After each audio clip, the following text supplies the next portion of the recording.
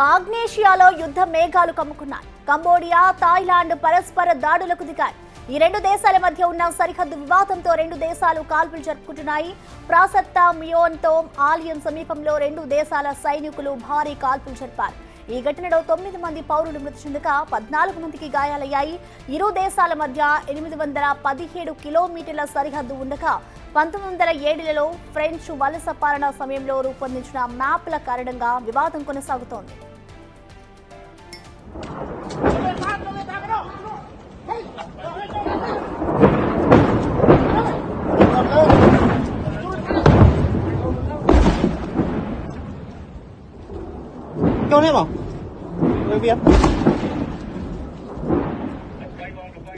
ఆగ్నేషియాలో యుద్ధ మేఘాలు కమ్ముకున్నాయి. Cambodia, Thailand పరస్పర దాడులకు దిగాయి.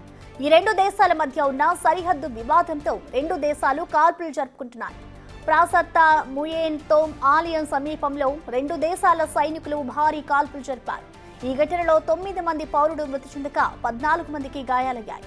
ఇరు దేశాల మధ్య 817 కిలోమీటర్ల సరిహద్దు ఉండగా 1907లో ఫ్రెంచ్ వలస పాలన సమయంలో రూపొందించిన మ్యాప్ల కారణంగా వివాదం కొనసాగుతోంది.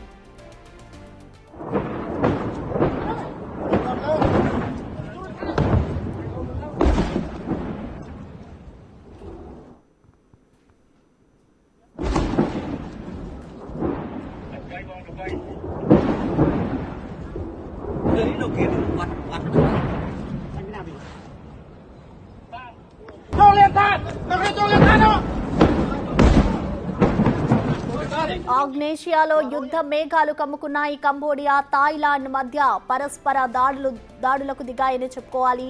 ఈ సరిహద్దు ప్రాంతం విషయంలో కూడా ఇరు దేశాల మధ్య యుద్ధ వాతావరణం నెలకొంది. రెండు దేశాలు కూడా కాల్పులు జరుపుకుంటున్నాయి. ఇటు ప్రాసత్తా మియోన్తోమ్ ఆలయం సమీపంలో కూడా ఇటు యుద్ధాలనేవి కొనసాగుతూ ఉన్నాయి. ఇటు భారీ కాల్పులు జరుపుకుంటూ ఉన్నారు రెండు దేశాల సైనికులు. ఈ ఘటనలో ఇప్పటికే 9 మంది పౌరులు మృతి చెందగా మరికొంతమందికి కూడా గాయాలయ్యాయి. ఇటు ఇరు దేశాల మధ్య 817 కిలోమీటర్ల సరిహద్దు ఉండగా 1907లో ఫ్రెంచ్ వలస పాలన సమయంలో రూపొందించిన మ్యాప్ల కారణంగా వివాదం కొనసాగుతోంది.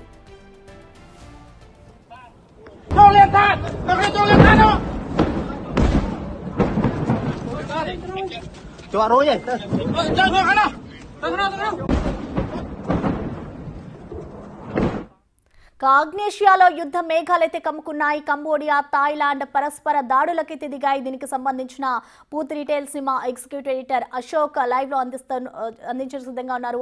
అశోక్, మనం చూస్తూ ఉన్నాం ఇటు సరిహద్దుల కోసం అయితే రెండు దేశాలు కూడా ఇటు పరస్పరంగా దాడులు చేసుకుంటూ ఉన్నారు. అసలు దాడులకు సంబంధించిన డీటెయిల్స్ ఏ విధంగా ఉన్నాయి?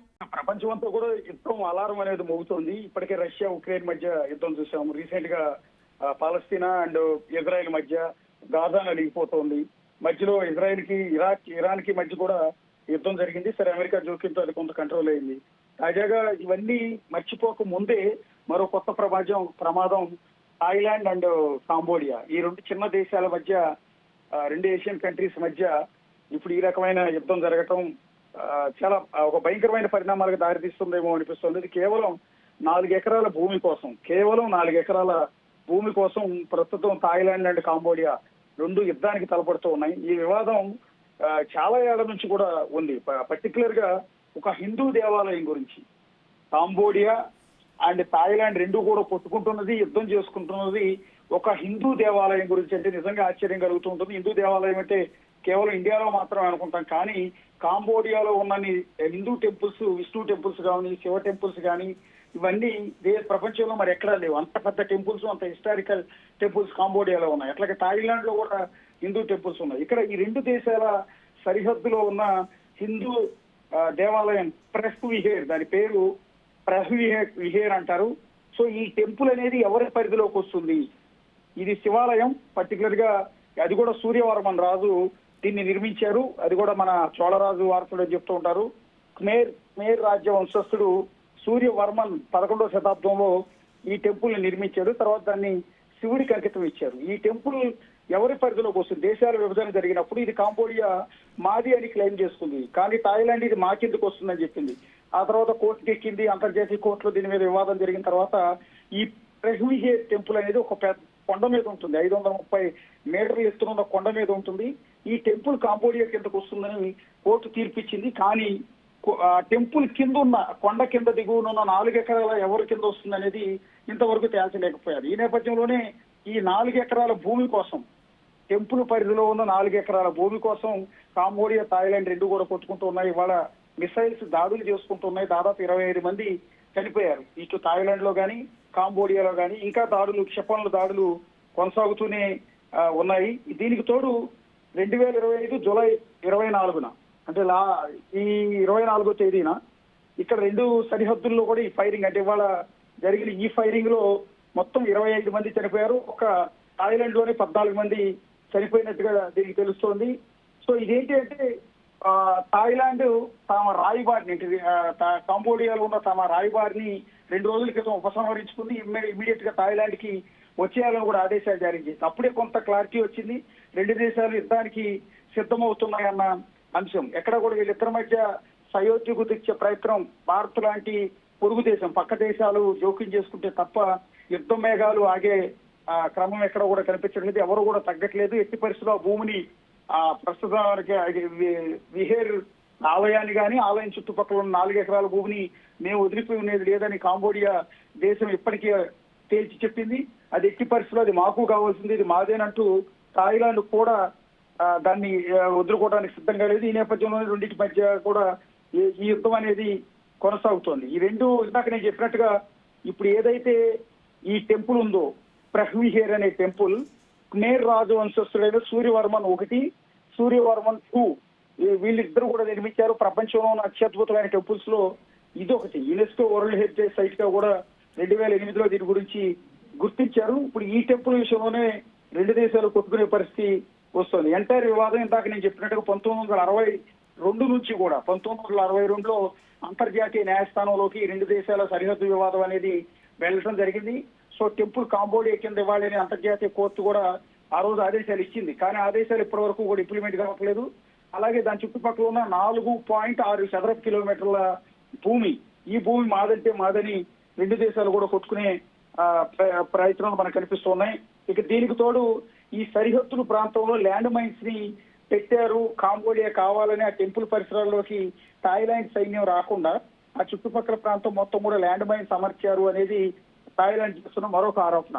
ఈ ఆరోపణల నేపథ్యంలో 2 దేశాల మధ్య దౌత్య సంబంధాలు దెబ్బతినటం, 2 దేశాలు కూడా రాయబారులను వాళ్ళ దేశాలకు పిలిపించుకోవటం, ఇప్పుడు యుద్ధానికి సిద్ధం కావటం అనేది జరుగుతోంది. ప్రస్తుతం చాలా తీవ్రమైన ఉద్రిక్తంగానే ఉంది. ఇప్పటికే 25 మంది ఇప్పటి వరకు అందుతున్న రిపోర్ట్స్ ప్రకారం అయితే కాంబోడియా క్షిపణుల దాడి థాయిలాండ్ మీద చేసింది. అలాగే థాయిలాండ్ సైన్యం కాంబోడియా మీద చేసింది. మొత్తం ఎంటైర్ ఒక 25 మంది వరకు ఇప్పటి వరకు ఉన్న సమాచారం ప్రకారం అయితే చనిపోయినట్టుగా తెలుస్తోంది. Right, thank you Ashok.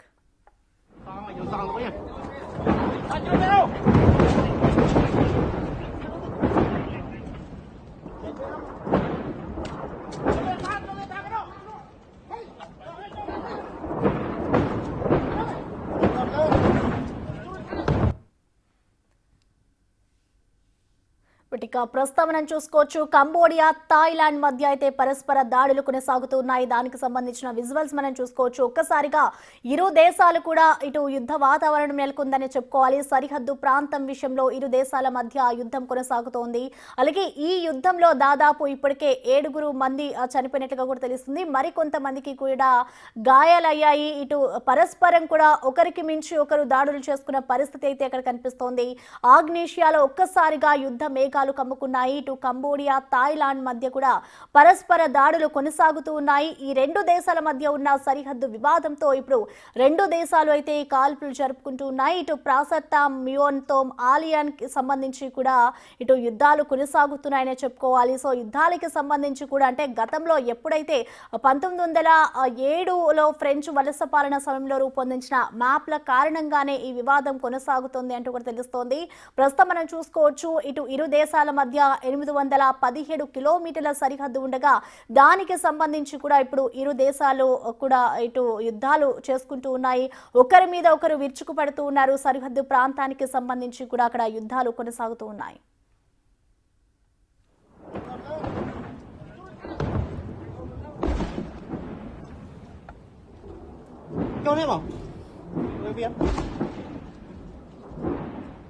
ఇక ప్రస్తుతం మనం బిగ్ టీవీ స్క్రీన్ మీద చూడొచ్చు. ఏదైతే ఆలయానికి సమీపంలో యుద్ధాలు జరుగుతున్నాయో, ఏదైతే ఆలయానికి సంబంధించి సరిహద్దు ప్రాంతం ఉందో అదే ఆలయాన్ని మనం చూస్తూ ఉన్నాం.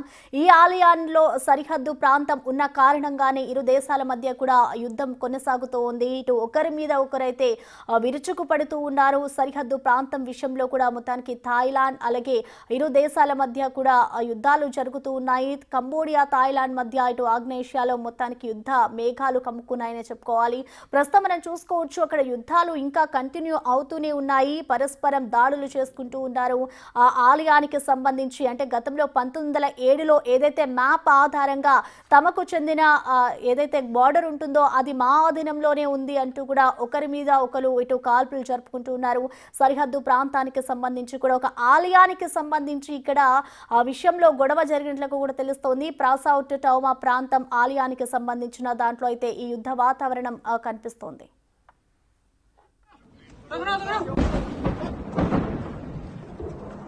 伤了，有伤了。